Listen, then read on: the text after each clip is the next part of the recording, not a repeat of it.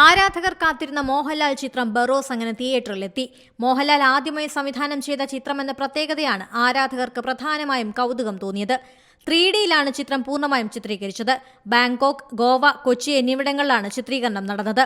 കാത്തിരുന്ന ചിത്രം തിയേറ്ററിലെത്തിയപ്പോൾ പ്രേക്ഷകർ ഒഴുകിയെത്തി. ആദ്യ ദിനം തന്നെ മികച്ച പ്രതികരണം ചിത്രം നേടിക്കഴിഞ്ഞു. കുട്ടികൾക്കായി ഒരുക്കിയ ചിത്രമാണെങ്കിലും കുടുംബ പ്രേക്ഷകർക്കും ഒരുപോലെ ആസ്വദിക്കാൻ കഴിയുന്നത് തന്നെയെന്ന് പ്രേക്ഷകരും പറയുന്നു. ഹോളിവുഡ് സ്റ്റൈലിലുള്ള വിഷ്വൽ എഫക്ട് പ്രേക്ഷകർ സ്വീകരിച്ചു കഴിഞ്ഞു. ഡിസ്നി സിനിമകളോടൊപ്പം നിൽക്കുന്ന ചില സീനുകളും ബറോസിൽ കാണാമെന്ന് ആരാധകരും സമ്മതിക്കുന്നു. സെറ്റ് ഡിസൈനിനും ഡയലോഗുകൾക്കും സമ്മിശ്ര പ്രതികരണമാണ്. ബോക്സ് ഓഫീസിൽ മികച്ച തുടക്കമാണ് ബറോസ് നേടിയത്. ഇന്ത്യയിലെ ആദ്യ ദിന കളക്ഷൻ 10 കോടിക്കടുത്തെന്നാണ് റിപ്പോർട്ട്. തിയേറ്ററിൽ നിറഞ്ഞാടുന്ന ഉണ്ണിമുകുന്ദൻ ചിത്രം മാർക്കോയെ വെല്ലുമോ ലാലേട്ടന്റെ ബറോസ് എന്നാണ് ആരാധകർ കാത്തിരിക്കുന്നത്. ക്രിസ്മസ് ദിനത്തിലെത്തിയ ചിത്രം കൂടുതൽ കുടുംബ പ്രേക്ഷകരെ തിയേറ്ററിലേക്ക് എത്തിക്കുമെന്ന കണക്കുകൂട്ടലാണ് അണിയറ പ്രവർത്തകരും. ഇന്ത്യയിലെ ആദ്യ 3D ചിത്രമായ മൈ ഡിയർ കുട്ടിച്ചാത്തൻ സംവിധാനം ചെയ്ത ജിജോയുടെ കഥയെ ആസ്പദമാക്കിയാണ് ബറോസ് ഒരുക്കിയത്.